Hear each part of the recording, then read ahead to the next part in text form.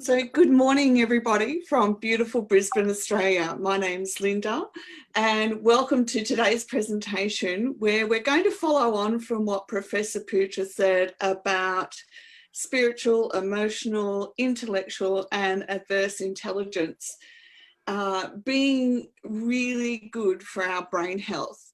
And sometimes, because we haven't had information, we need to be able to put that into the context of individuals. So today we're going to talk about how to recognize when the prefrontal cortex is not engaged with the limbic system so that we can improve our mental health during COVID-19.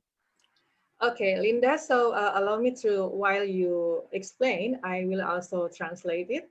Is it okay? So just stop for a while and I translate to the audience. Okay, so do you want me to pause while you translate? Yes. Okay. So, ya, jadi presentasi dari Miss Linda ini adalah bagaimana mengenali prefrontal cortex ini tidak berhubungan, saat tidak berhubungan kerjanya dengan sistem limbik. Oke. Okay, next slide.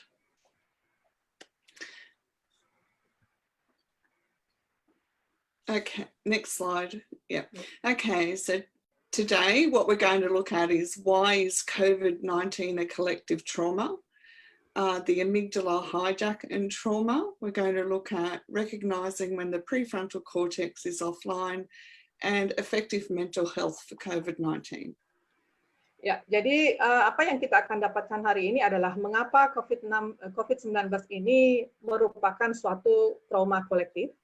Kemudian apa itu yang dimaksud dengan amygdala hijack dan trauma. Bagaimana kita mengenali saat prefrontal cortex ini sedang tidak nyambung, sedang offline, dan bagaimanakah yang kesehatan mental yang efektif itu untuk menghadapi COVID-19. Okay. Next slide, please.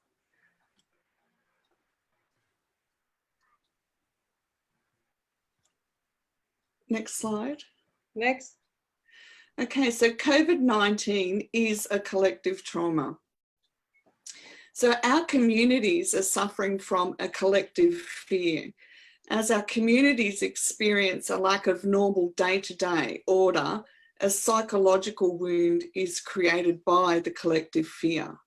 For example, watching TV, listening to and reading the news, it's happening for all of us. Ya, jadi saat ini masyarakat kita ini sedang mengalami ketakutan yang kolektif. Jadi yang dimaksud dengan ketakutan yang kolektif di sini adalah semua orang memiliki rasa takut yang sama dan kemudian inilah yang berkumpul bersama ini saling di-share, saling dibagi ketakutan itu bersama, itulah yang dimaksud dengan ketakutan kolektif. Jadi seperti yang kita ketahui bahwa di komunitas kita ini setiap harinya mengalami penurunan kemampuan psikologis ya. Jadi selalu mengalami seperti ada luka psikologis yang ini disebabkan karena adanya ketakutan secara kolektif. Ketakutan secara kolektif dari satu sama lainnya itu saling berbagi gara-gara menonton televisi atau mendengarkan berita ataupun membaca berita. Ya. The collective fear, I didn't say. Yeah, the collective fear creates a loss of hope, a loss of connection internally and externally, and generates fear, all of which reduce our connection to our thinking brain, our prefrontal cortex, as we are living in our emotions. When we already have generations of trauma handed down, adding a collective trauma into a household can increase levels of domestic violence and child abuse from the excessive pressure of change the collective trauma brings with it. Okay. Okay. Jadi ketakutan secara kolektif ini akhirnya menghasilkan hilangnya kemampuan untuk berharap, hilangnya kemampuan untuk mengkoneksikan antara ketakutan secara internal, secara eksternal, bagaimana kita menghasilkan ketakutan itu sendiri. Kemudian karena hilangnya harapan ini bisa menyebabkan penurunan kemampuan kita untuk koneksi dengan otak untuk berpikir secara rasional. di mana prefrontal cortex ini yang bekerja untuk berpikir ini juga mengatur emosi kita. Jadi bila saat ini kita mengalami trauma secara kolektif, ini akan berdampak kepada peningkatan domestic violence. Dalam hal ini adalah kekerasan domestik, bahkan sampai pada kekerasan anak. Ini yang disebabkan karena tekanan yang terlalu berlebihan, yang bertambah terus-menerus, yang disebabkan karena trauma kolektif tersebut. Oke, Linda. Okay, next slide, please. Okay, so we're going to look at, so Professor Putra talked about the stress and having a healthy brain. So what happens in our brain is the amygdala, which is in the limbic system. It's a storehouse for emotional memories that have not been filed away in the hippocampus. The amygdala is responsible for our survival instincts such as fight, flight, freeze, or fawn. Ya, jadi tadi apa yang disampaikan, koneksi dengan apa yang disampaikan oleh Prof. Taat tadi, bagaimana konsep dari otak yang sehat. Jadi kita di sini mempelajari tentang amigdala hijack dan trauma. Di mana kita ketahui bahwa amigdala itu berada di dalam sistem limbik. Ini adalah suatu rumah tempat penyimpanan memori, termasuk di sini memori emosional yang belum di-file, belum diatur secara baik itu di hipokampus. Jadi amigdala ini bertanggung jawab terhadap insting kita bagaimana survive, bagaimana bisa bertahan terhadap kehidupan, baik itu dengan respon melawan atau melarikan diri dari masalah, ataukah tinggal diam akibat masalah yang ditemukan. Next. Okay. So the thalamus in our brain, it takes in all the external stimuli. So all our senses go in through this thalamus and they go to the amygdala. Ya, jadi di amigdala ini semua eksternal stimuli yang dari luar itu masuk ke thalamus, kemudian lanjut ke amigdala. And then the brain decides whether to send that information to the cortex, our prefrontal cortex, or, which is our thinking brain, or to the limbic system, which is where all our emotions are. Ya. Kemudian dari amigdala kemudian nanti otak yang menentukan apakah informasi yang kita dapatkan dari luar ini akan diteruskan ke korteks, di mana korteks itu sebenarnya adalah otak berpikir kita, bagian otak yang dipakai untuk berpikir, ataukah ke limbic system yang lebih mengarah kepada emosional. Next. Okay, so if our stress is low to moderate, then the prefrontal cortex will send messages on how we can manage our stress. So all of our emotions get put into an order. Iya. Pada saat stres itu berada dalam level rendah atau sampai level sedang, maka prefrontal cortex ini akan mengirim pesan bagaimana mengatasi stres. Jadi dalam hal ini, otak kita berpikir dengan baik bagaimana mengatasi stres, bagaimana kita bisa bersikap tenang, sehingga dampak emosional yang disebabkan oleh stres itu bisa diatur dengan baik, tidak muncul secara berlebihan. If the external stress is high to extreme, the brain signals the amygdala to shut off the prefrontal cortex. Our emotional responses are primary to our intellectual responses. So what happens then is we don't have an order for our emotions. We are emotional. Ya. Jadi, namun apabila stres yang kita temukan ini, kalau stres yang kita temukan ini berada dalam level tinggi atau sampai ekstrim lebihnya, maka otak itu akan memberi signal kepada amigdala untuk menutup prefrontal cortex, menutup kerja prefrontal cortex. Jadi dalam hal ini amigdala bekerja lebih dominan, sehingga respon emosional kita lah yang muncul lebih dominan, yang mengalahkan kemampuan intelektual kita. Ini mungkin yang bisa digambarkan mengapa ada orang yang stres itu dalam kondisi stres yang tinggi atau bahkan ekstrim itu bisa kelihatan berperilaku yang tidak bisa dikontrol, misalnya marah dengan berlebih-lebihan, merusak dan sebagainya. Itu mungkin salah satu contohnya. Next slide.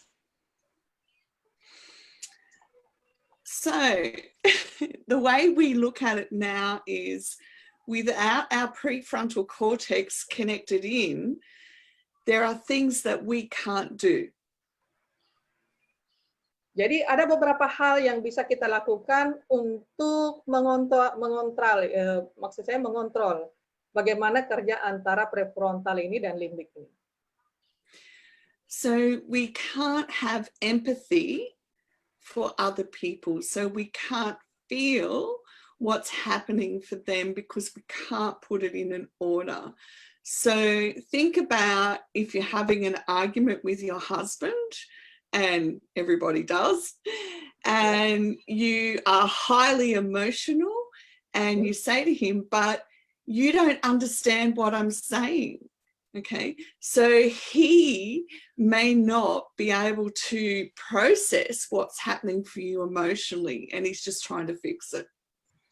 Ya, jadi contoh ini bagaimana kita bisa mengoptimalkan prefrontal cortex. Yang pertama adalah empati.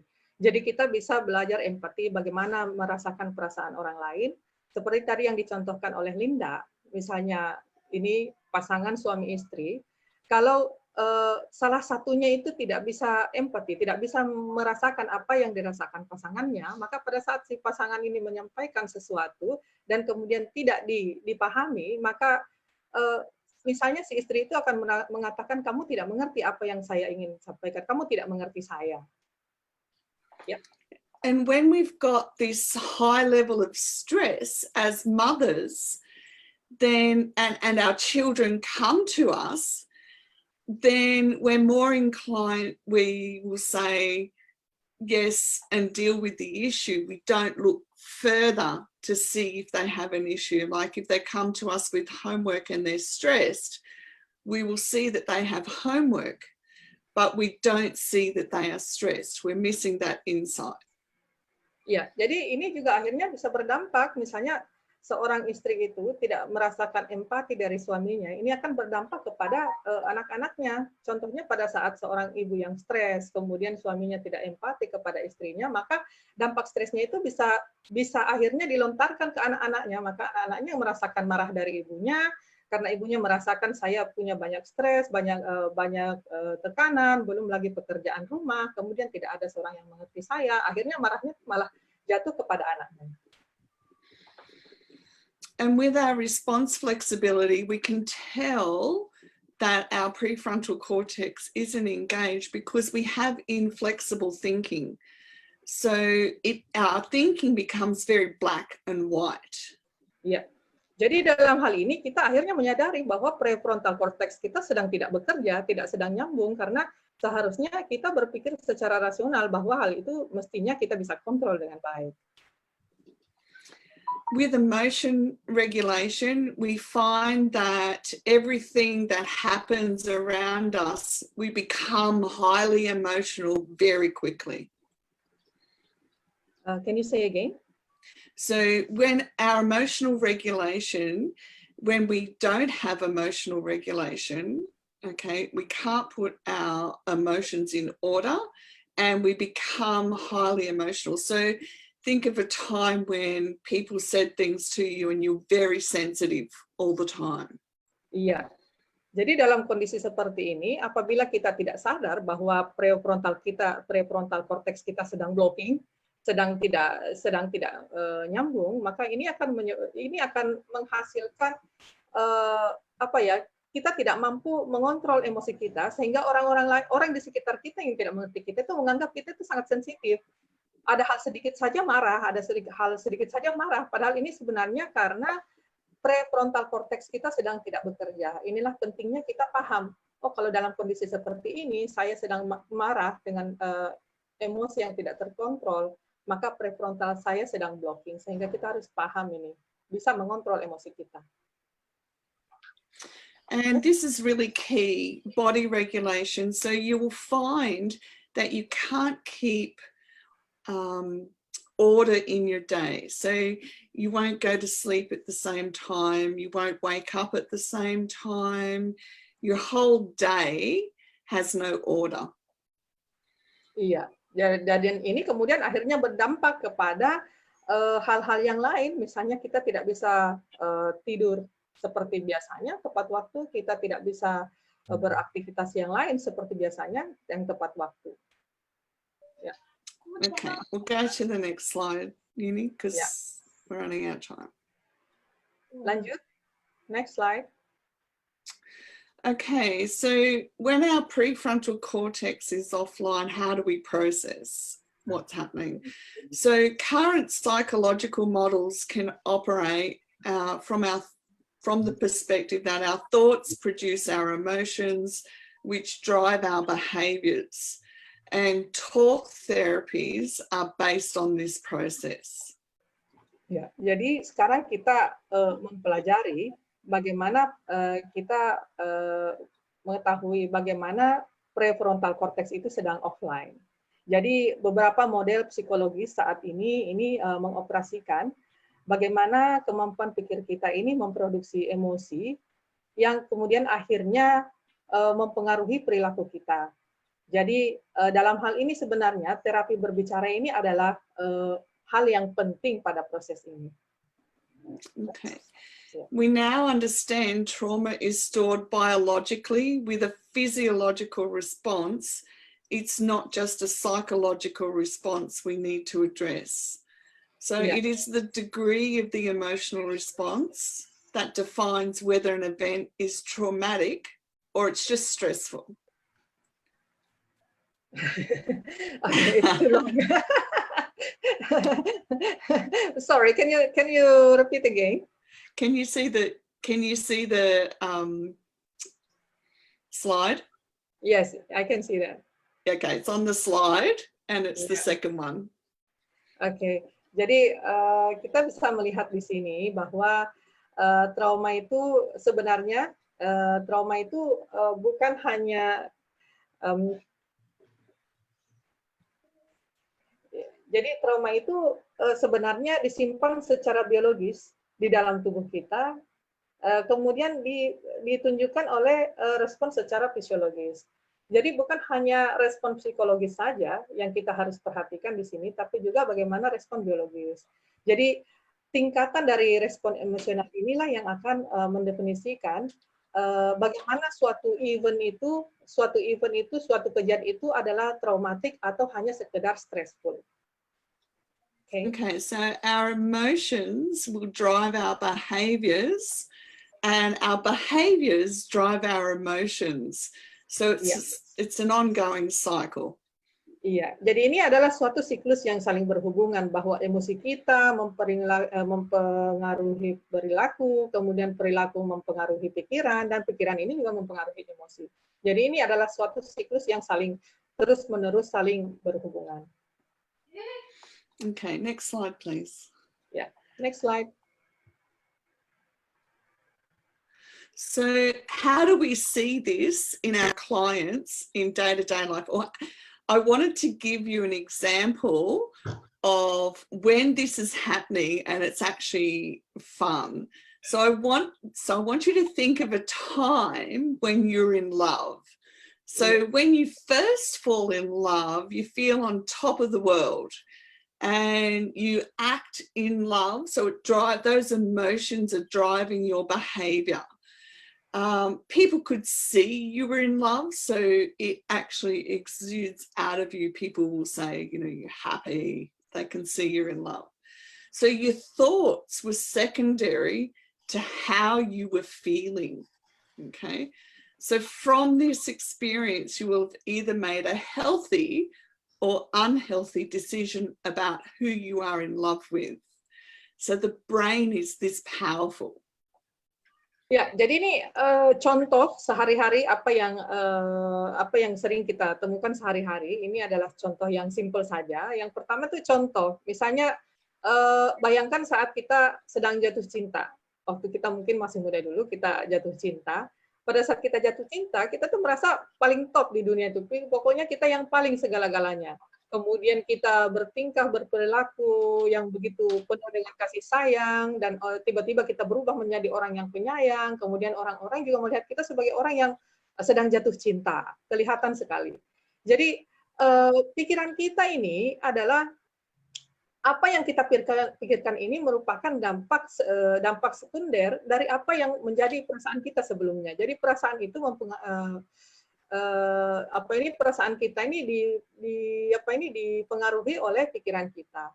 Jadi dari pengalaman ini kita akhirnya akan menentukan apakah kita akan melakukan suatu tindakan yang sehat atau suatu tindakan yang tidak sehat pada saat kita sedang jatuh cinta. Nah, ini kan kita tahu bahwa pada saat kita jatuh cinta kadang-kadang kita melakukan suatu tindakan yang di luar rasional. Jadi kadang-kadang tindakan yang kita lakukan masuk akal atau bahkan kadang-kadang sangat tidak masuk akal. Jadi disinilah letaknya bahwa otak itu sangat powerful, itu sangat kuat. Okay. Yeah. So I have a high functioning client, so somebody who's an executive and they have lots of responsibility, whose job it is to read through medical files and pinpoint medical details for insurance purposes. They are highly intelligent and brilliant at their job. However, when they're stressed and their prefrontal cortex is offline, they cannot function in day-to-day life. Iya. Jadi ini contoh yang lain lagi, klien dari Miss Linda. Jadi sebenarnya Miss Linda itu punya banyak pasien ya, kebanyakan dari luar Australia itu. Dan ini salah satu contoh bahwa ada kliennya itu yang punya posisi yang cukup tinggi, seorang eksekutif yang tugasnya itu adalah membaca dan memilah-milah file-file riwayat kesehatan pasien yang kemudian nanti ditentukan untuk kepentingan asuransi. Jadi mereka tuh sebenarnya orang-orang seperti ini sangat pintar, high intelligence, pintar, brilliant pada pekerjaannya, tapi pada saat mengalami stres, maka prefrontal cortex-nya itu tidak bisa bekerja, sehingga akhirnya dampaknya akan menyebabkan ketidakmampuan menjalankan fungsinya dalam setiap hari. And as a young mother, I didn't know that the stress of motherhood first time round was causing this response in my brain. I developed postnatal depression with only my first child. And once I had the experience of motherhood mapped in my brain, it was easy to be a mum and not develop postnatal depression with my other two children. Yeah, so it's your personal experience, right? Yeah. Is it? Oke, kemudian yang ketiga nih contohnya dari beliau sendiri. Jadi pada saat beliau masih muda, sebagai seorang ibu muda, dia tidak tahu bahwa stres menjadi seorang ibu, stress of motherhood itu bisa memberikan respon pada otaknya. Jadi sama kalau di Indonesia kita itu, in Indonesia we call it postpartum blue. Yes. Yeah. Yes. So, ya, jadi ini adalah semacam depresi setelah melahirkan pasca Natal. Ini dialami sendiri oleh Miss Linda pada anaknya yang pertama. Jadi kemudian setelah akhirnya dia tahu bagaimana sebenarnya itu, akhirnya bagaimana pemetaan dari motherhood, bagaimana menjadi seorang ibu, bagaimana dia sudah tahu sebenarnya secara normal itu menjadi seorang ibu itu begini, kemudian perubahan kondisi fisiologis dan psikologisnya seperti apa, mengapa seorang ibu yang baru sudah melahirkan itu gampang emosional, gampang menangis, gampang marah. Akhirnya beliau paham, dan setelah paham akhirnya kondisinya tidak sampai kepada postnatal depression. Yeah. Next slide, please. Yeah, next slide. So why is recognizing the prefrontal cortex is offline vital to COVID-19 in our communities? Okay, so community and individual programs will not be effective if they are not designed with the collective trauma and the possibility of the prefrontal cortex being shut off. Iya. Jadi mengapa kita perlu mengenal prefrontal cortex ini sedang offline dan apa hubungannya? Mengapa ini penting untuk COVID-19 dan kepada masyarakat kita? Yang pertama adalah karena apabila kita membuat suatu program, baik itu program komunitas atau program individu, ini tidak akan bisa efektif, ini nggak akan bisa berjalan kalau tidak didesain untuk memahami bagaimana itu kolektif trauma dan bagaimana kemungkinan terjadinya prefrontal cortex itu sedang tertutup. Maksud saya sedang tidak jalan. And our community will not be able to process their emotions. And that means to put them in an order and to be able to be understood without their prefrontal cortex online. Iya, jadi sebenarnya sebagus apapun nanti program yang dibuat untuk komunitas, untuk masyarakat, kalau kita tidak menangani dulu ini, ya, jadi masyarakat kita itu tidak akan bisa memproses emosinya sendiri. Masyarakat itu tidak akan paham, tidak akan masuk menerima semua informasi yang kita berikan itu kalau mereka tidak mampu memproses emosinya. Jadi harusnya kita mengatur dulu, membuat mereka itu bisa paham, mengerti, ya, mengerti suatu kondisi yang sedang dialami itu dengan kemampuan prefrontal cortex-nya itu sedang berjalan. And the executive functions provided by the prefrontal cortex are essential to managing and moving forward from COVID-19. Dan kemudian fungsi eksekutif ini disediakan oleh prefrontal cortex, ini esensial, ini sangat penting untuk mengatur dan mengatur diri dan juga berpindah, bisa kita berpindah situasi dari COVID-19. Next slide, please.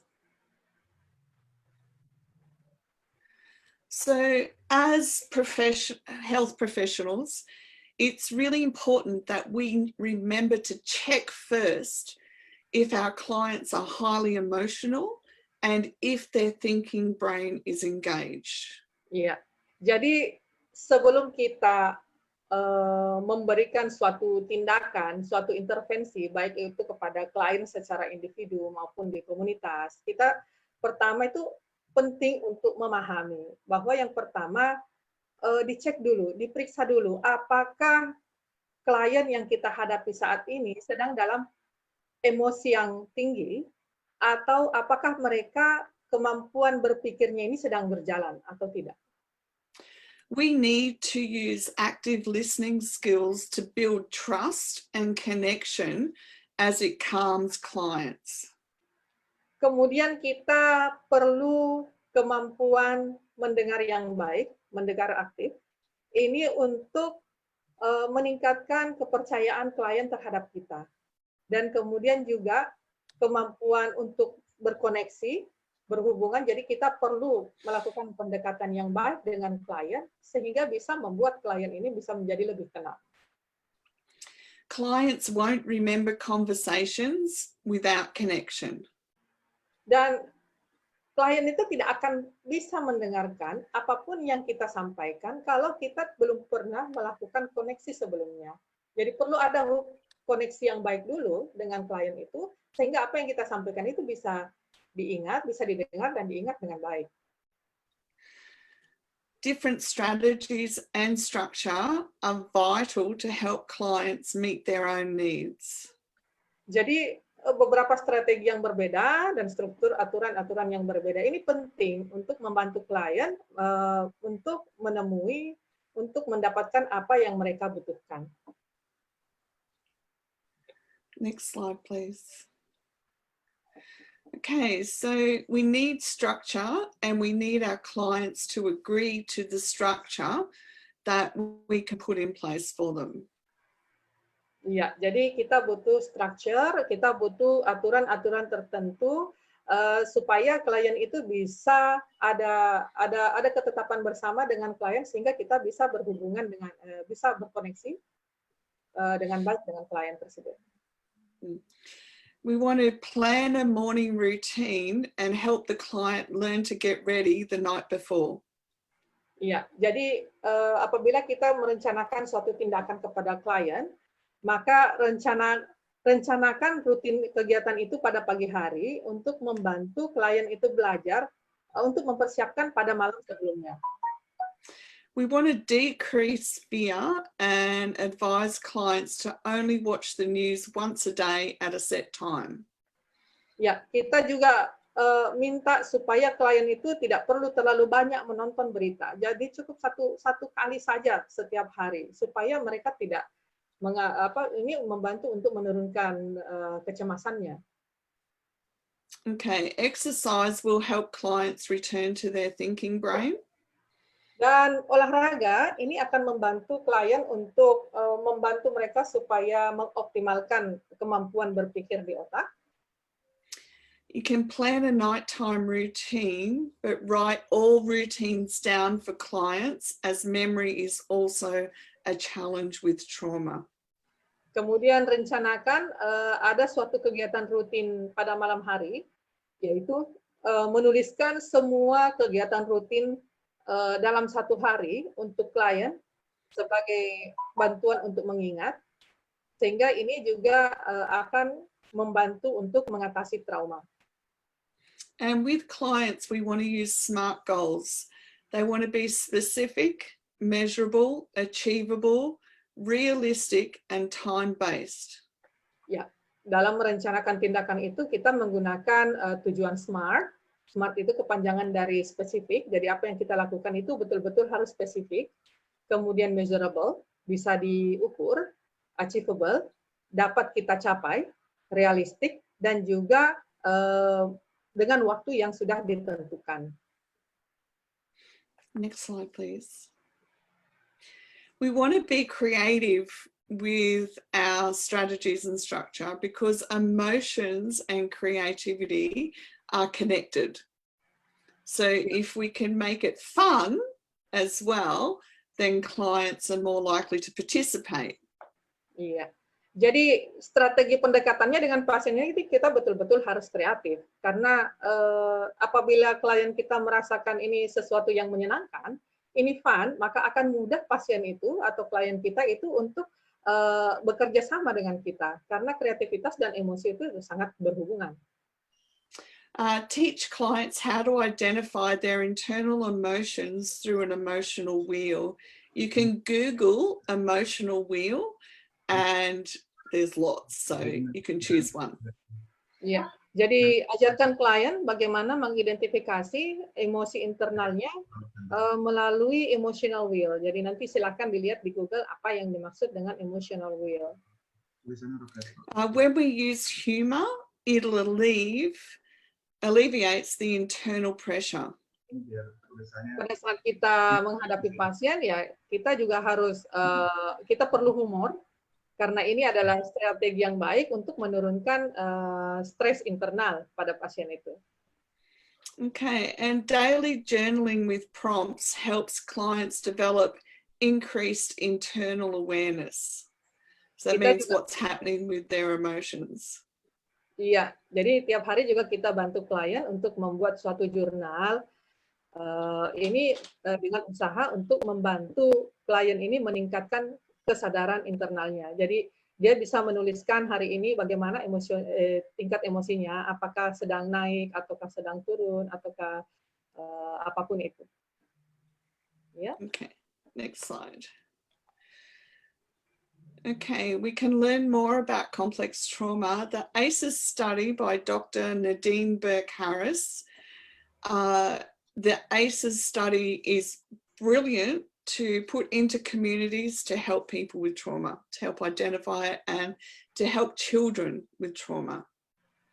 Ya, ada beberapa ini petunjuk yang apabila kita tertarik untuk mempelajari lebih jauh tentang trauma kompleks. Yang pertama adalah ACA study ini oleh Dr. Nadine Burkharis. Ini bagus, kita mempelajari bagaimana kompleks trauma, terutama juga untuk trauma pada anak kecil.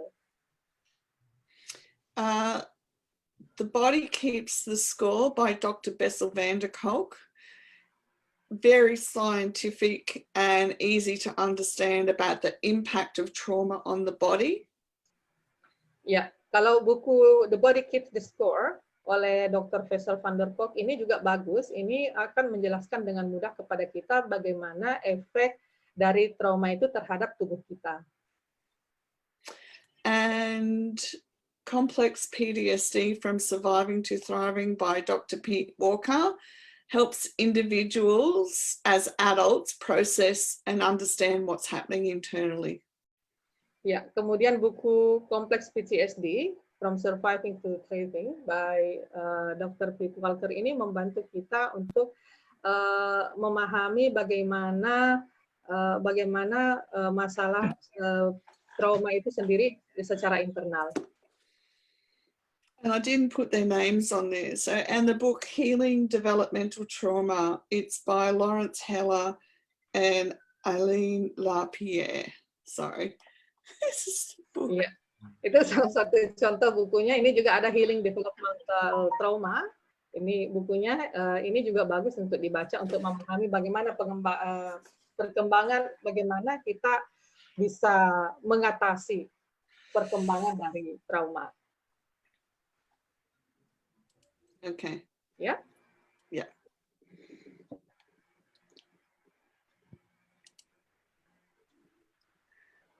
Okay.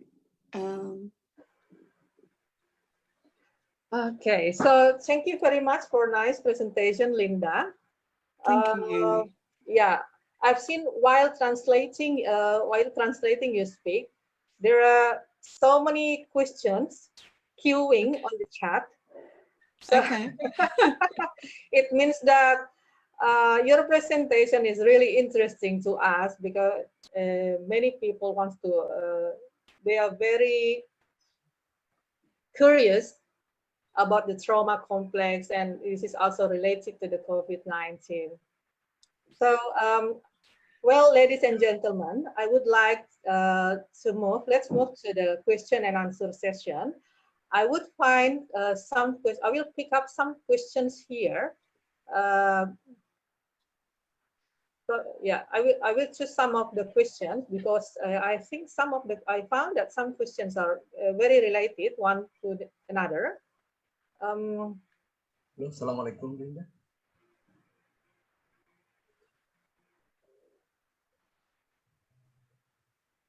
Okay, let me choose. Okay, so Linda, I will read some of questions to you. One of the question is from Mr. Suharto. He's a lecturer from the physiotherapy department. He asked whether this long period of COVID-19 will impact it to the function of amygdala. How do you think about that? What we're predicting will happen is because people have had to slow down, right? So high functioning executives have had to slow down. What will happen is when they go back to work, the impact will come then because they've had time to start noticing that they feel emotions. So yes, all those emotions will be coming to the fore. So as a community, we're expecting that more people will be presenting for mental health help. So does that mean that there will be amygdala, this will be the reduction of amygdala function? Because of the increased number of mental health issues? It means that everything that the amygdala has been holding on to and that people have been keeping so busy ignoring their emotions or numbing their emotions it means that it's going to start to process, to open up more. Does that make sense? Open up more for what? Well, they're going to recognize their emotions more. Oh, okay. So they get used to. Yeah, well, they're going to know that they're there instead of ignoring them. Iya. Oke, jadi Pak Soeharto, jadi kemungkinan memang karena kondisi COVID ini kan unpredictable, tidak bisa kita prediksi sampai kapan, sehingga memang pasti akan memberikan dampak. Bagaimana secara emosional kita tidak mampu, kita akan mengalami stres secara emosional, dan sebenarnya yang kita ketahui bahwa emosi itu kan diatur oleh amigdala. Tapi dengan semakin seringnya kita merasakan adanya stres, semakin adanya tekanan begini, akhirnya kita menjadi paham bahwa ini adalah, tapi ini pada orang yang sehat, seorang yang sehat itu akhirnya bisa paham, bahkan amigdalanya itu akan menjadi terlatih mengetahui bahwa ini adalah suatu proses stres yang sebenarnya harus bisa kita atasi. Okay. Next question from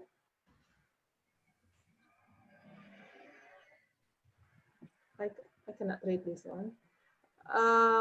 One of the participants asking, collective fear can reduce immunity. So Yes. how can we choose how to choose the information, the good information, this is the right information, from the very excessive information, including from the social media? Yeah. Okay. So you choose one reliable source, okay, just one, and you only listen to that once a day. That's it. But as long as you, like, so in Australia, we have Department of Health and here, and every day our Department of Health gives information, and then I only check that once a day and I don't take in any others.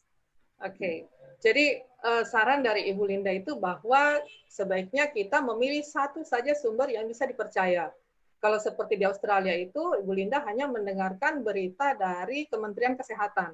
Jadi mungkin sama seperti di Indonesia, kita hanya percaya saja kepada data yang dikeluarkan oleh Kementerian Kesehatan. Tidak usah memperhatikan data-data yang lain, apalagi dari sosial media, karena rata-rata sumbernya itu belum jelas kebenarannya.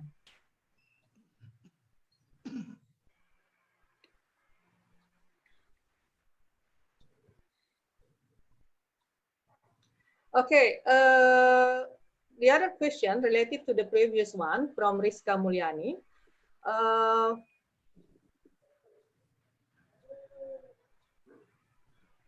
How to make our thinking brain to be controlled, so we will not be trauma when we read the information from the social media.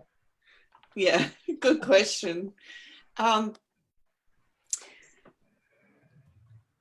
There's a number of things we can do. One of the ways is to exercise for 20 minutes each day, but it has to be exercise where your mind focuses on your breathing. So you've got to make sure that you're not holding your breath.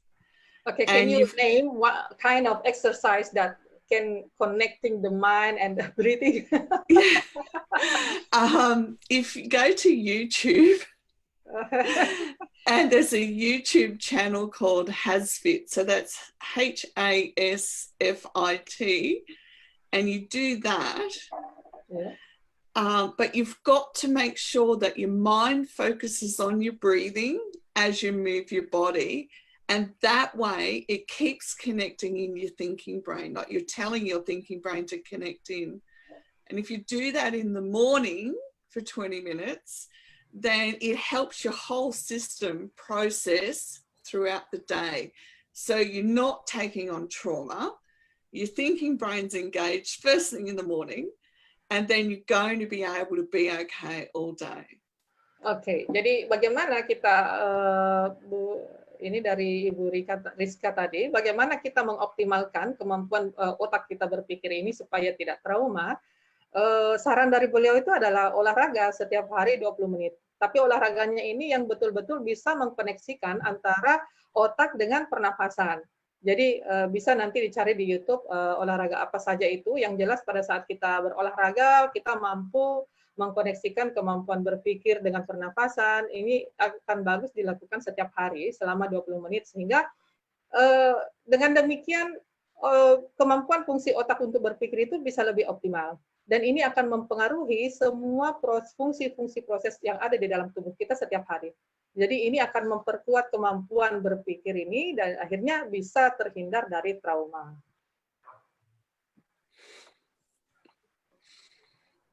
Okay, the next question is from Ibu Sri Anggriani. She's a lecturer from nursing department.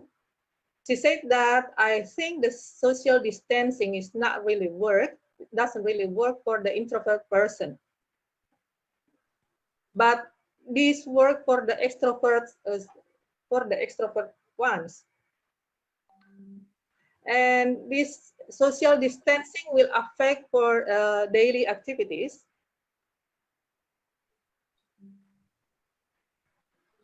And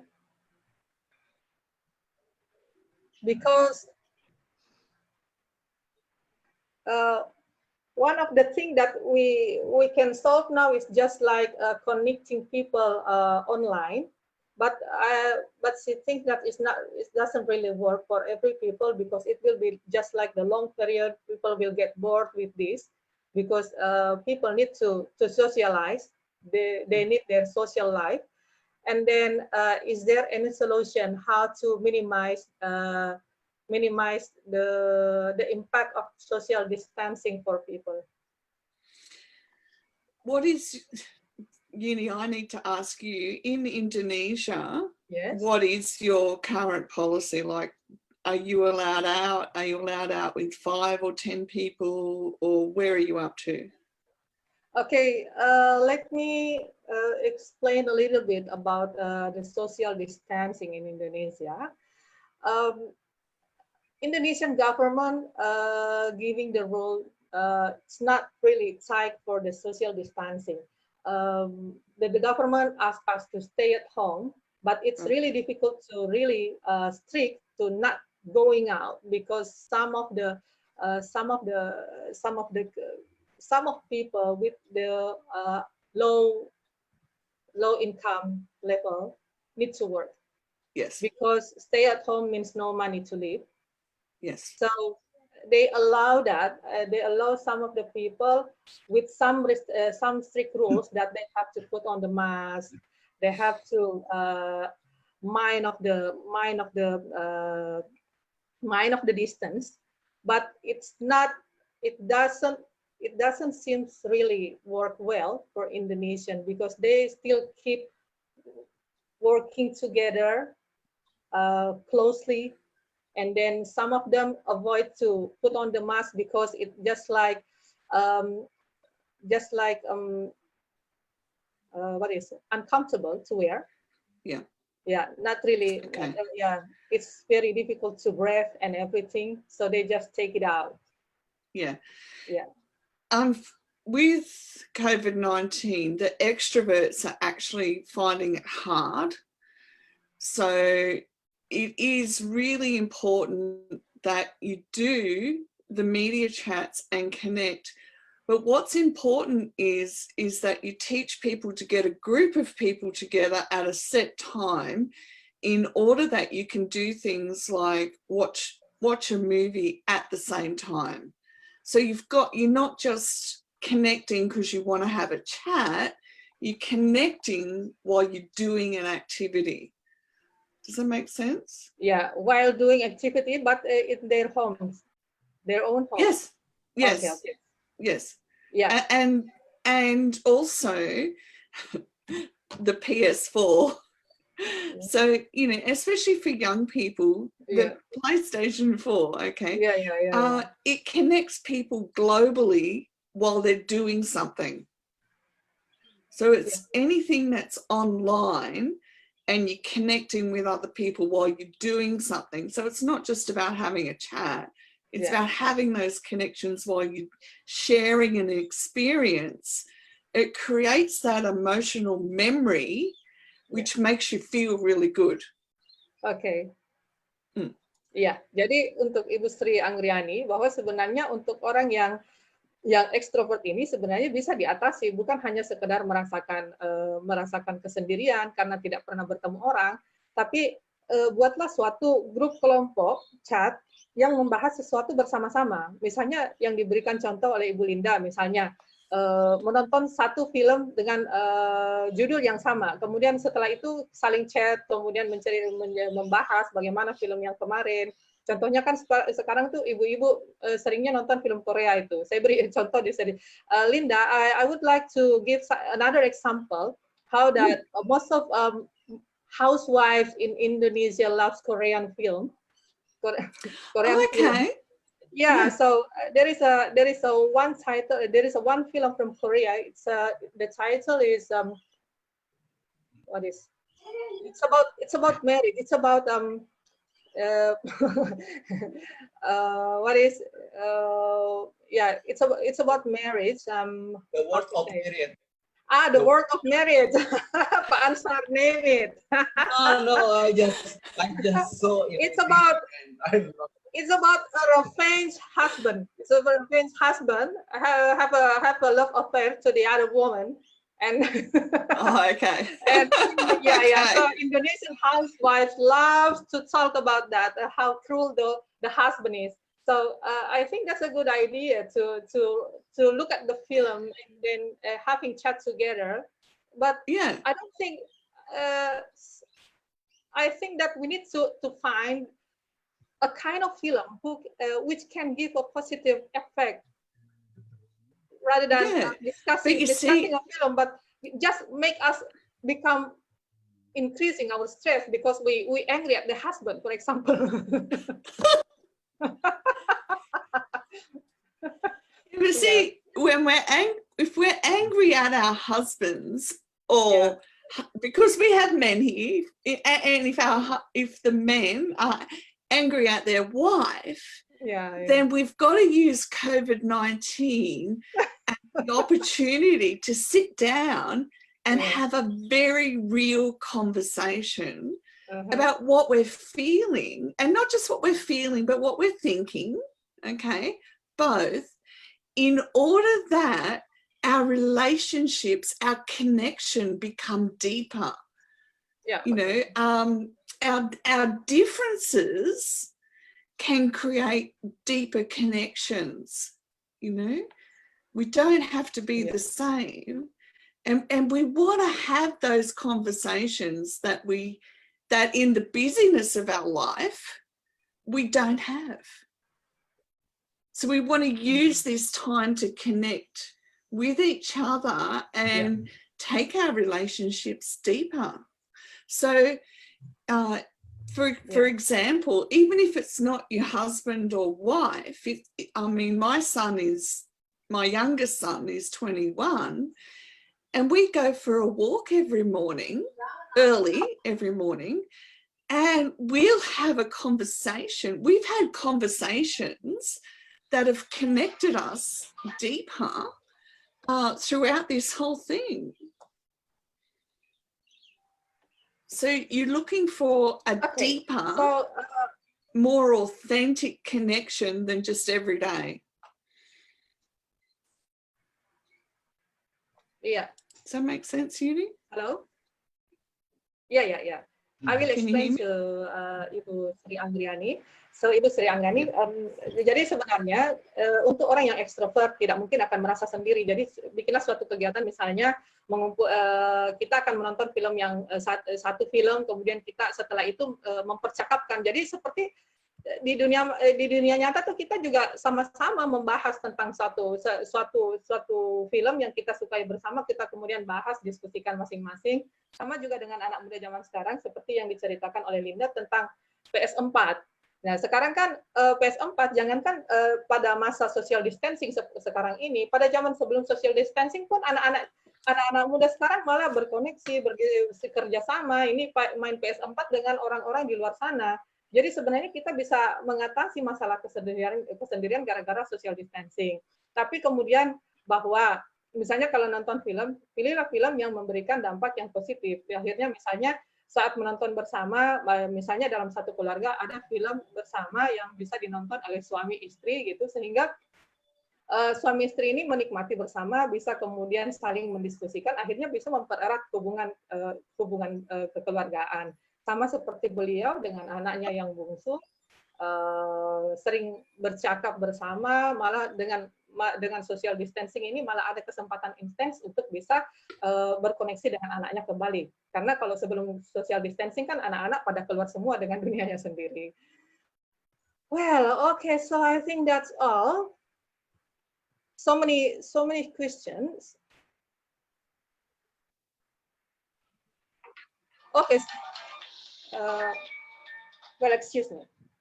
Hello. Hello. Yeah. Okay. Okay.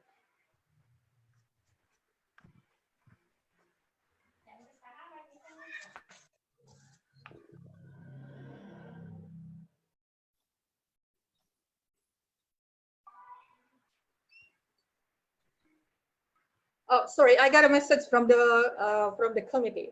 So this is a question from Jennifer Kindera. Hello, Jennifer.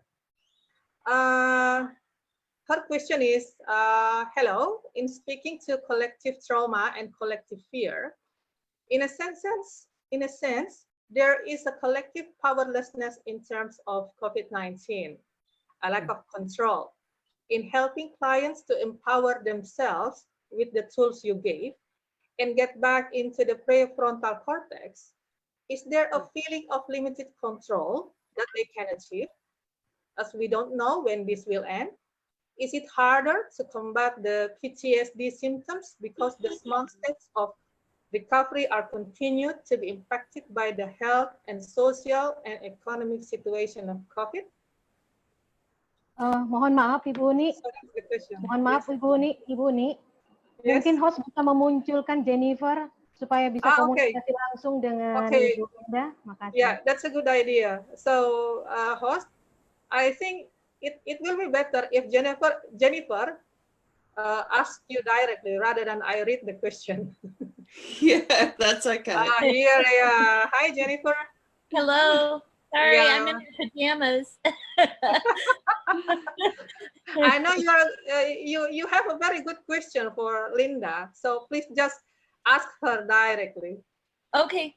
Well, I just wanted to know if with your clients you're seeing this, because it's a collective trauma and collective fear, and it's really this collective powerlessness to control what's going on in their daily lives. And as you make progress with these tools that you've outlined for us so beautifully, is it harder for them to feel like they can hold on to that as they're going? When they get back into the prefrontal cortex, into the thinking brain, are they having trouble, regulating the self-regulation and staying there as the days will, keep going on with the social distancing and that kind of thing? Thanks, Jen.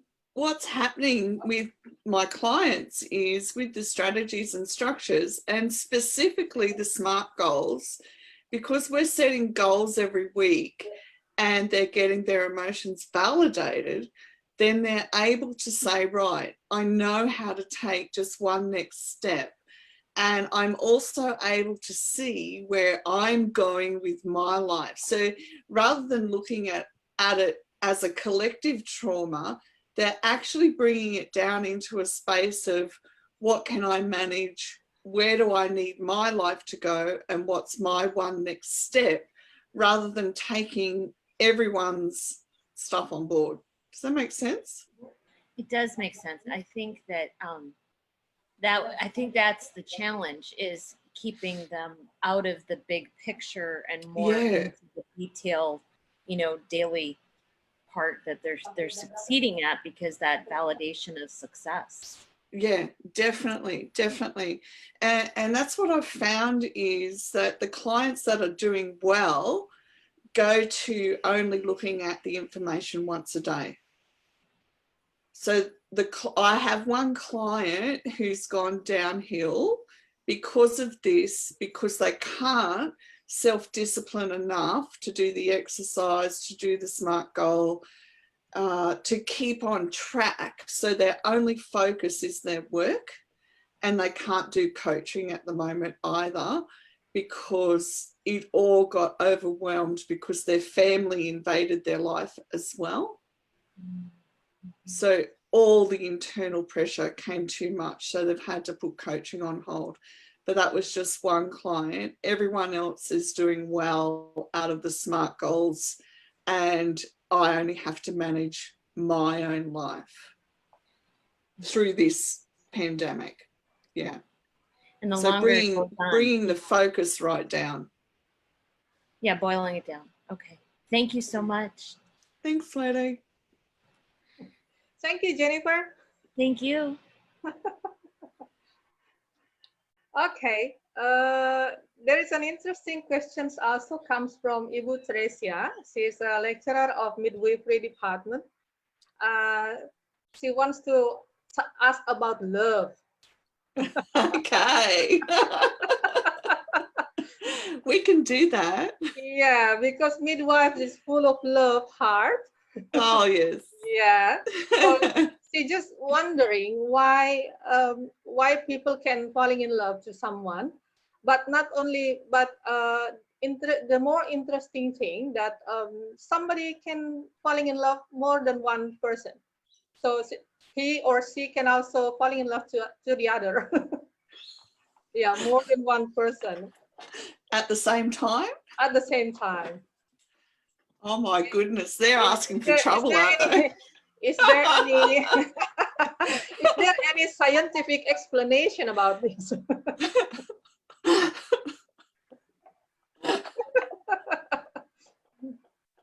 Yeah, sometimes yeah, just yeah, you know, I would say we'll excuse her because you know sometimes midwife has a very interesting question to look at different view.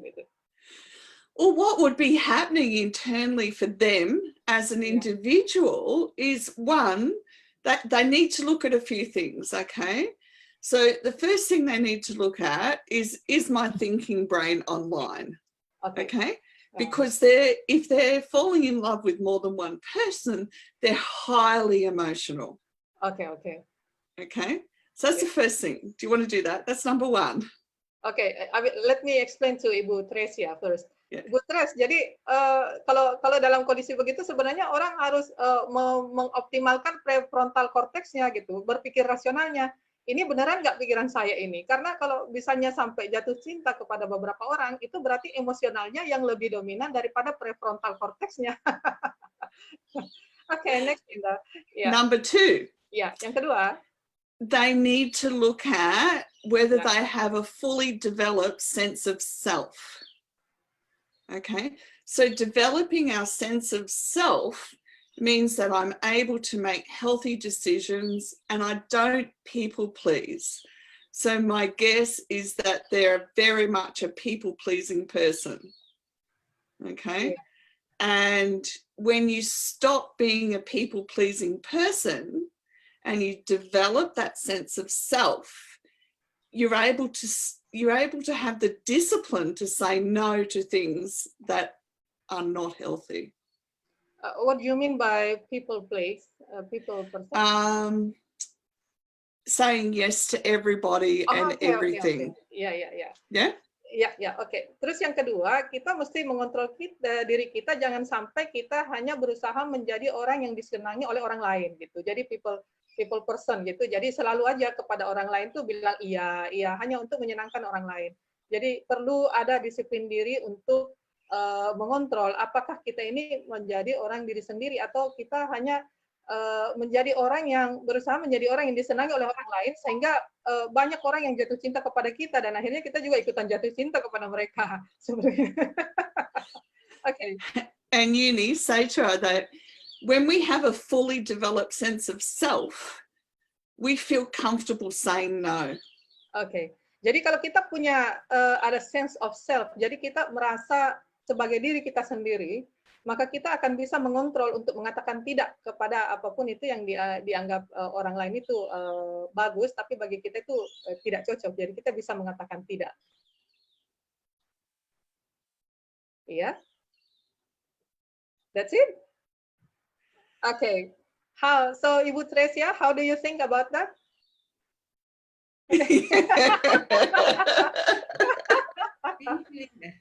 Okay. She loves your explanation.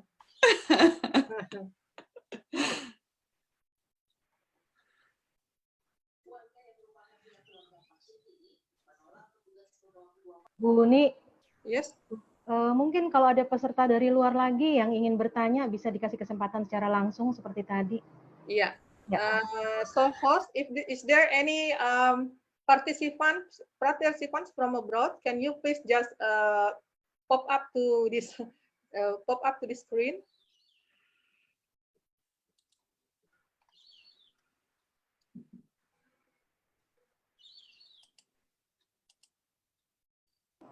Okay, so while waiting for the other participants from abroad to ask, I would like to pick a question from Livia Mohlis. She's a lecturer of nursing department from Parepare. And she asked, when we face the stress, we know the fight or flight, yes. So how do we know the time and condition to decide the strategy, which strategy is correct to be used? So is she asking when a client has a fight or flight response, yeah, what strategy to use or how to determine what strategy to use? Yeah, so how to determine the strategy we use and the time that we use the strategy. So decide what kind of the strategy and yes. the exact time to apply the strategy. You're never going to have an exact time. The timing comes down to each individual being able to recognize when the fight and flight response is happening. But the most important thing to do is to teach them the strategy and to do it regularly before the fight or flight happens. So when the fight or flight happens, if they haven't learnt the strategy, then it's a bit too late, because you can't put a new strategy in while your brain is in fight and flight mode, because then your brain's going, this is unsafe because it's something new. Okay, so what you need to do is teach them the strategy, and they have to practice the strategy when they're not in fight or flight mode, so that when they are, they can go straight into the strategy and it will work. Yeah, let me explain first to Ibu Livia, then I come back to you again. Jadi Ibu Livia katanya sebenarnya tidak ada menentukan waktu yang tepat dan kemudian strategi apa yang tepat pada saat seseorang itu menghadapi fight or flight. Karena ini kan sebenarnya prosesnya itu berada di amigdala. Jadi maksud beliau begini, kita mesti mengajarkan sebelumnya bagaimana mengatasi fight or flight itu sebelum fight or flight itu terjadi. Ya kita mesti ajarkan dulu bagaimana strateginya. Misalnya kalau ada kejadian ini, sebaiknya kita harus bagaimana. Karena pada saat kondisi itu sudah datang, maka kemampuan berpikir rasional itu akan tertutup karena lebih didominan oleh amigdala, lebih didominan oleh emosional, sehingga apapun itu bisa terjadi di luar kontrol kita. Nah, masalahnya nanti kalau sudah terjadi di luar kontrol, begitu selesai masalah itu baru kemudian kita akhirnya menyesal. Kenapa tadi saya marah sampai yang meletup-letup seperti itu dan seterusnya atau merusak apapun. Jadi sebelum itu terjadi, itu sudah diajarkan dulu bagaimana kita mengontrol emosi kita sehingga kemampuan prefrontal cortex itu bisa berjalan dengan baik. Tapi nanti saya akan tanyakan lagi ke beliau. So, Linda, is there any strategies you can tell Ibu Livia about how to deal with the fight or flight response? The very first step, which is essential, like it's, do you know the word essential? Essential? Like it's essential, crucial, has to be done, you know, it's needed, is every client must get used to naming their emotions. Okay. So they've got to get used to feeling them. If they're in fight or flight mode, then their primitive brain has developed an automatic response of I'm not safe. So in order to begin working with that, we have to be able to recognize our emotions and give them a name. That's the first thing that a client has to be able to do, is say, I don't feel safe and I feel X, Y, and Z, all right? Because if they can't vocalize what's happening for them internally, then you can't change it. Iya, jadi yang pertama itu adalah tentu mengenali dulu seperti apa model emosi kita. Jadi pada saat kita memahami, pada saat ini perasaan saya seperti ini, sepertinya nanti akan jadi begini, itu nanti akan memudahkan untuk mengontrol tindak perilaku kita selanjutnya. Ya. Next.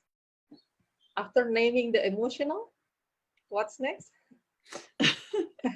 So they have to be able to name the emotions. Okay. And they have to be able to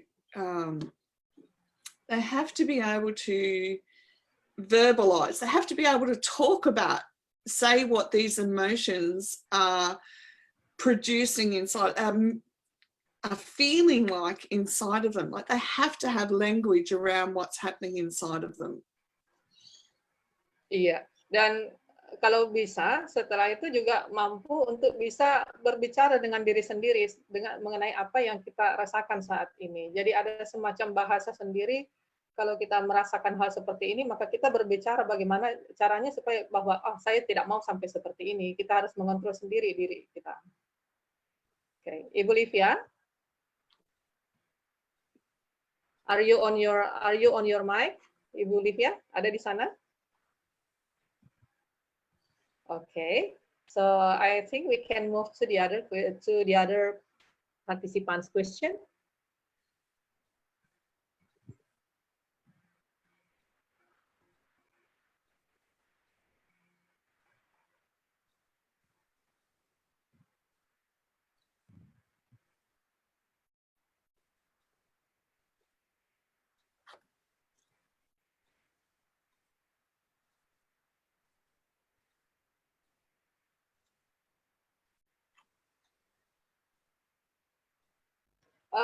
The questions from Mr. Nur Alamsah Abdullah. He's from Sinjai. He's from one district of South Sulawesi.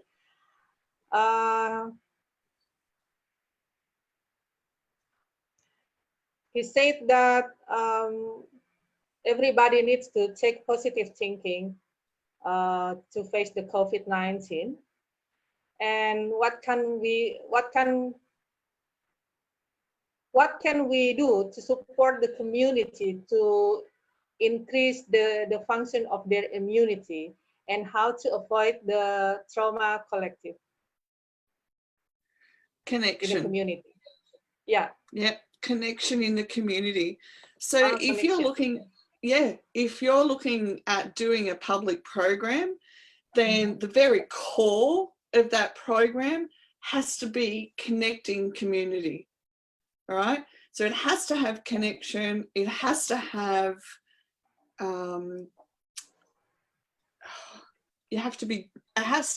the word's just gone right out of my head. So you have to be doing something.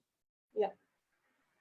You know, so what is something you would do in Indonesia and then like in the community? So say in the community you would normally have an event, all right? So then you've got to get creative and you've got to make that event online, but it's an event that connects people, all right? So then people go away and now they will talk about the event. It's something that they have shared together. Yeah, so just information that Mr. Nur Alamsyah is working in a community health center. Mm-hmm. So yeah. Collecting people together in this COVID-19 period is impossible, right? So he has to make a connection online, one to another people in his community. Is that what you say?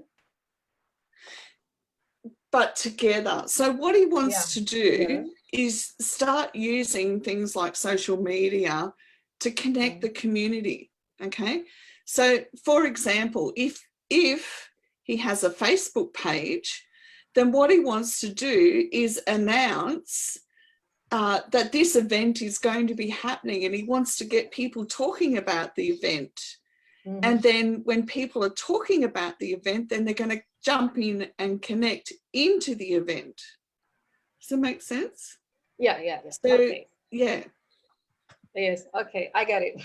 Oke, jadi Pak Nur Alamsyah, jadi bagaimana kita bisa menghindari trauma kolektif dari setiap orang, dari orang di komunitas kita itu adalah kita membuat connection, kita membuat koneksi. Apapun yang kita bisa lakukan, meskipun saat ini kita tidak bisa mengumpulkan mereka secara fisik dalam satu kelompok, tapi paling tidak kita membuat satu grup secara online. Misalnya yang dicontohkan tadi Ibu Linda itu adalah membuat satu komunitas di Facebook, misalnya di Facebook Bapak itu Bapak menampilkan pesan-pesan yang sifatnya positif, kemudian nanti dikomen-komen oleh teman-teman masyarakat di sekitar Bapak itu mengenai kegiatan-kegiatan yang dilakukan atau suatu pesan-pesan informasi yang positif. Dan jadi selalu ada saling koneksi, memberikan informasi yang positif, kemudian mengajarkan kepada masyarakat mungkin bagaimana kita mengabaikan saja berbagai pesan yang sifatnya negatif, karena pesan-pesan yang negatif ini justru akan menimbulkan ketakutan pada masyarakat. Sehingga jadi yang penting di sini selalu close connection, melakukan pendekatan yang baik dengan masyarakat sekitar kita, sehingga masyarakat itu mendapatkan informasi yang bisa dipercaya melalui Bapak, sehingga mereka akan mengabaikan berita-berita yang sifatnya hoax. Yeah, so Uni, one thing he could do, say that young mothers are a part of his community health centre, okay? So then what he wants to do is get a young mum and a baby on, and I don't know what they do, but, you know, this is how you bath your baby, okay? And you have an education segment for a mother and a baby, then all the mums can get together and watch the education. But then you start a Facebook group for mums of whatever area it is. And then listen, mums talk, okay? Yeah. So once they're in a Facebook group together and they're talking, and then they put forward ideas about what they want to get educated on. Yeah. Okay? Okay. Ya, jadi contoh lain misalnya ya Pak Nur Alamsyah, misalnya ini ya, kita mengumpulkan satu grup ibu-ibu muda. Karena kita tahu bahwa ibu-ibu muda ini kan masih kurang pengetahuan, misalnya bagaimana mengurus anak, bagaimana bahkan ibu-ibu yang punya anak baru satu itu kan biasanya banyak bingungnya itu dan banyak menangisnya itu Pak. Jadi perlu diberikan bisa dikumpulkan, misalnya kita buat grup pada mamah-mamah muda itu dikumpulkan, kemudian kita misalnya dari satu grup di Facebook itu mereka saling berdiskusi bagaimana perasaan mereka. Karena kadang-kadang kita juga tahu banyak kalau di Indonesia itu terlalu banyak komentar-komentar yang misalnya yang sangat negatif kepada ibu-ibu yang baru punya anak gitu, yang padahal mereka sementara dalam proses belajar.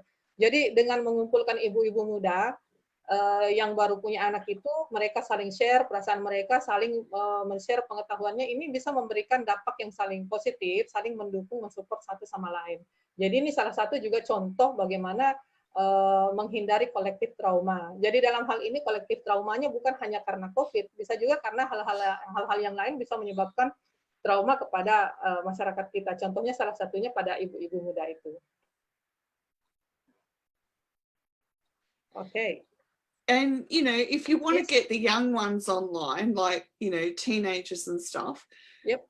you can look around YouTube, you can look around other Facebook sites and see what the young ones find entertaining, and you can get them involved online. So they love competitions, okay? They love getting involved in online competitions. Yeah. Just anything that gets them, you know, and make it fun for them, you know. Yeah.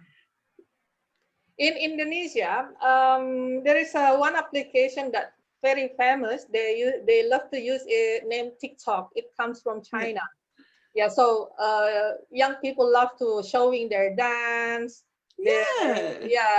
whatever their talents, and then spread it up through TikTok, and everybody just giving comment and sharing. Yeah. So I think that's a good idea too, to make a competition of TikTok or everything.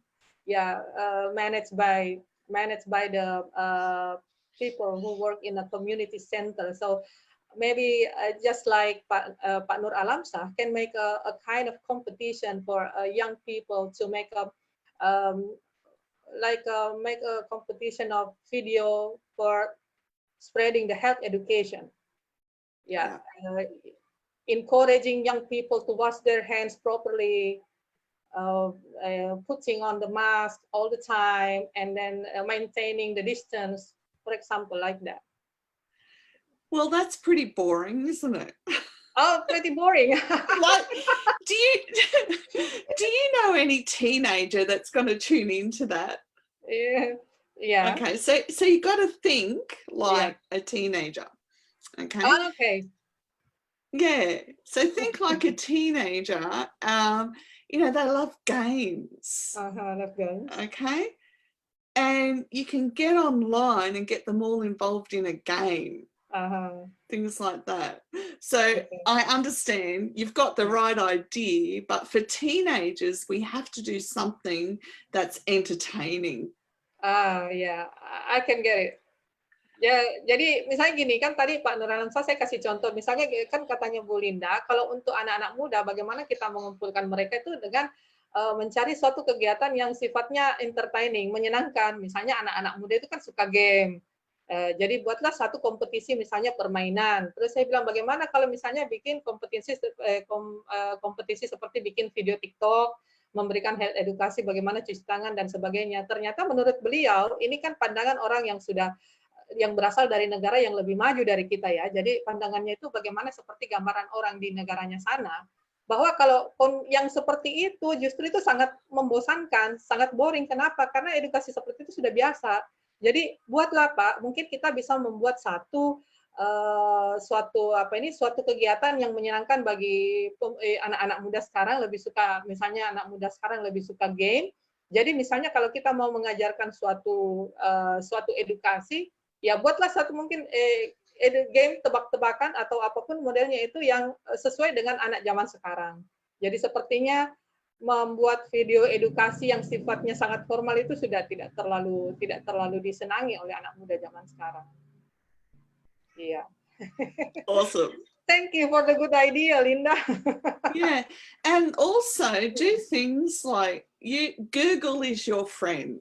Yeah. Okay, so Google games that you can play online in a community, you know, like, or community games and things like that, because somebody will be doing it somewhere in the world. Okay, so we don't have to recreate the ark. You know what I mean? We don't have to recreate everything. Somebody will be doing it somewhere in the world, and you just need to get the idea and then make it right for your community. Oke, ya. Jadi kita tuh tidak, kan ini kan sekarang anak-anak muda zaman sekarang kan main gamenya tuh sudah sampai keluar sana, yang kita sendiri udah nggak tahu kemana gitu. Mereka mungkin anak-anak muda kita ada di rumah, tapi ternyata teman bermainnya tuh sudah di luar negeri sana. Jadi yang kita pilihkan misalnya suatu kegiatan itu yang mereka memang senangi. Kita tidak perlu membuat Google sekarang itu kan lebih mudah. Kita tidak perlu lagi membuat, cari aja di Google. kegiatan-kegiatan yang disenangi anak muda, nanti kita lihat mana yang bagus, kemudian kita mengajak anak-anak muda itu untuk mengikuti kegiatan itu yang bisa membawa mereka memberikan pesan yang positif. Okay, so that's the answer for Pak Nur Alamsah, sorry. This is a question from Pak Yonatan Ramba. He's a lecturer of physical therapy department. He asked, how can we improve our rational thinking so amygdala will not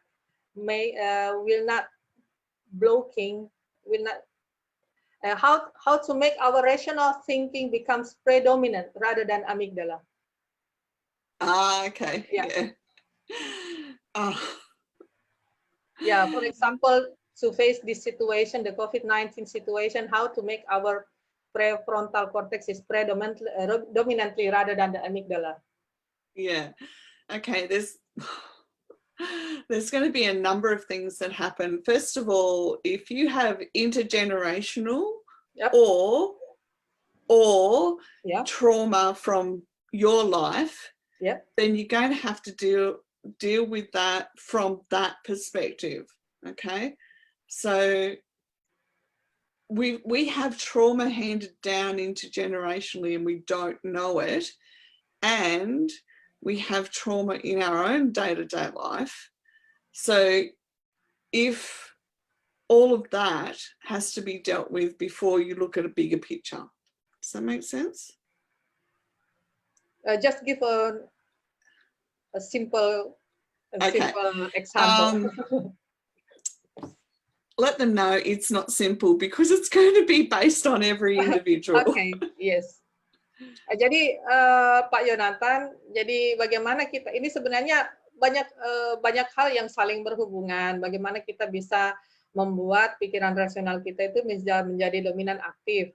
Jadi belajar dari berbagai kondisi trauma yang pernah kita alami, baik itu secara intergenerasi, mungkin ini trauma turun-temurun dari kakek nenek moyang terus turun ke kita atau turun ke anak cucu kita, ya.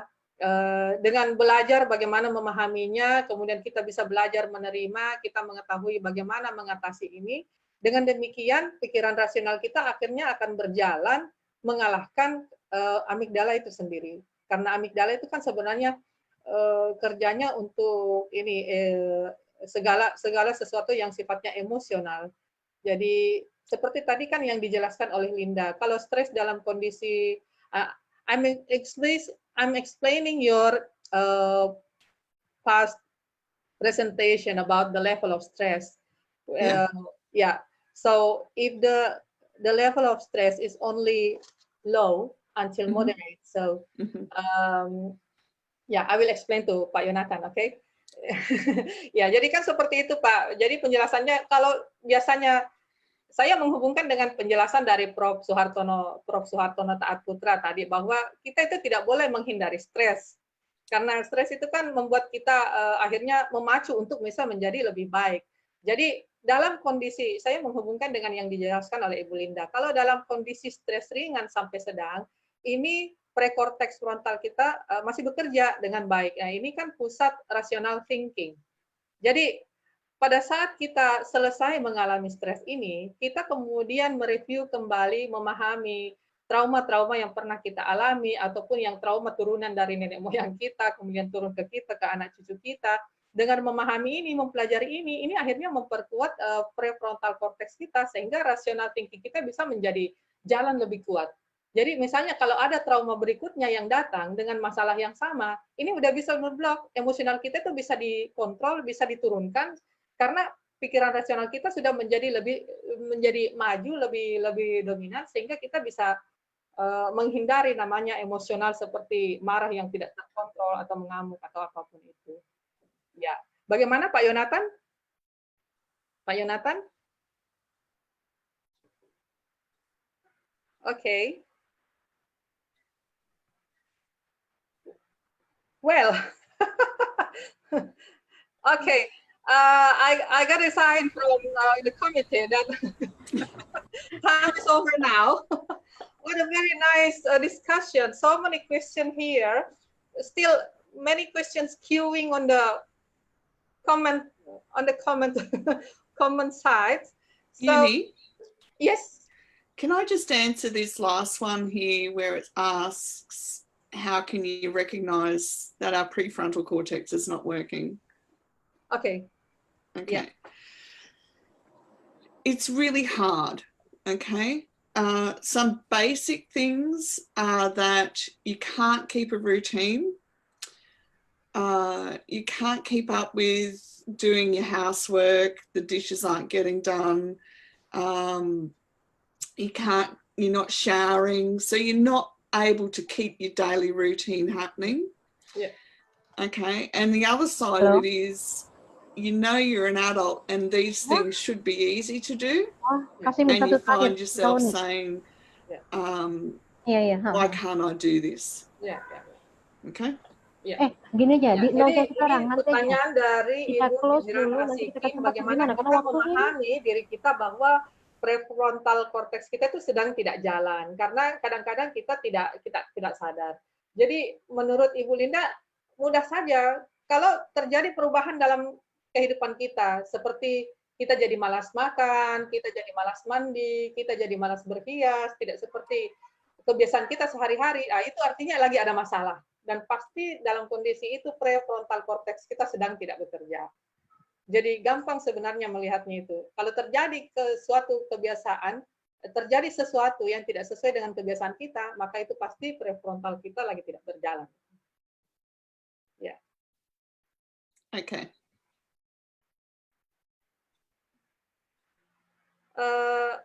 One more question maybe. Okay.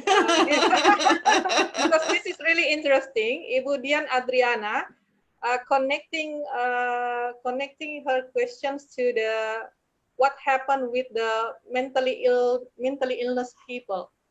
So is there any relationship that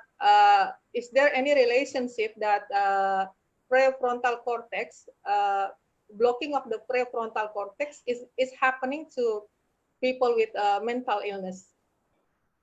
Yes. Yeah. Okay. Iya, jadi memang ada hubungannya. So it's a very simple answer, ya. Yes. Yeah. Yes, that's what's happening. Yes. Yeah, jadi itu yang terjadi. Yeah. And jadi also, yes. There's unconscious messages coming from the primitive part of the brain, okay, that developed in childhood that need to be acknowledged in order to become well. Iya, jadi betul ada hubungannya. Jadi terutama itu memori-memori yang terjadi pada masa lalu, pada saat kita kecil itu kan tersimpan di bagian belakang otak. Itu yang tersimpan jadi trauma pada masa lalu sama masa anak-anak itu bisa mempengaruhi sehingga prefrontal cortex ini bisa blocking, bisa terganggu. Dan itulah yang terjadi pada orang dengan gangguan jiwa. Uni? Yes. It's important that people understand that when we're babies, if there's no connection with the mum, yes, the babies, we can grow, and there's intergenerational trauma as well, we can grow up in our amygdala space, so we don't have a lot of connection to the prefrontal cortex, and we function in life effectively until we get older and the stress builds up and up and up and up, and then at some point in time it gets too much for the system, so there's a breakdown. Iya, jadi termasuk yang perlu diperhatikan di sini bahwa pada anak-anak yang tidak punya hubungan yang baik, misalnya anak kecil yang tidak punya hubungan yang erat dengan ibu kandungnya, misalnya karena ibu kandungnya sibuk, tidak diasuh langsung oleh ibunya, atau anak-anak yang tidak dihiraukan karena ada trauma pada keluarga itu, mungkin trauma dari luar, ada masalah dari luar yang mempengaruhi keluarga, kemudian anak itu tidak dihiraukan, ini akan mempengaruhi kondisi psikis dari anak tersebut. sehingga ini akan mempengaruhi fungsi dari prekorteksnya sendiri, prekorteks functionnya ini sendiri, dan ini akan berlanjut terus menerus sampai dia tua, dan akhirnya ya seperti itulah yang terjadi. Akhirnya nanti kemampuan emosinya itu lebih dominan daripada kemampuan berpikir rasionalnya. What a nice message. That's a nice message. So all of the mother need to understand this, that they have to very tight bond connection to their babies, even though in their wombs, still in a emotional. Yes, because the baby's language is emotions. So it's a lot of non-verbal stuff. So yeah, we really have to connect with our babies. Yeah. Ya, terutama pada bayi itu, bahasa pada bayi itu adalah bahasa emosional. Maksudnya bahasa emosional di sini mungkin mereka tidak memahami kata-kata kita, tapi bahasa tubuh kita dalam melakukan pendekatan pada bayi itu seperti dekapan, elusan, penuh kasih sayang itu merupakan suatu bahasa yang bisa memperkuat kemampuan pengendalian diri dari si bayi itu, dan itu akan berdampak pada masa yang akan datang pada saat dia dewasa. Well, what a very nice discussion. Okay, before we close this session, Linda, would you like to give a summary of our discussion today? Yeah, give a kind of message to the participants to summary all of our discussion today. Yeah. For today, it's really important that we take away from this that how important our prefrontal cortex is in order to lead a fully functioning and productive life. Iya, oke. Jadi diskusi ini kita tutup dengan kesimpulan dari Ibu Linda bahwa kita perlu memahami betapa pentingnya fungsi dari prekorteks frontal ini untuk mengaktifkan kehidupan kita, membuat kehidupan kita bisa menjadi optimal. Ya, saya kira demikian.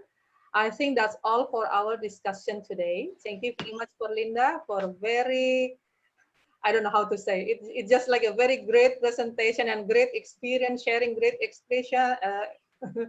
experience and knowledge to us. This is, and then I think that's all. Thank you very much.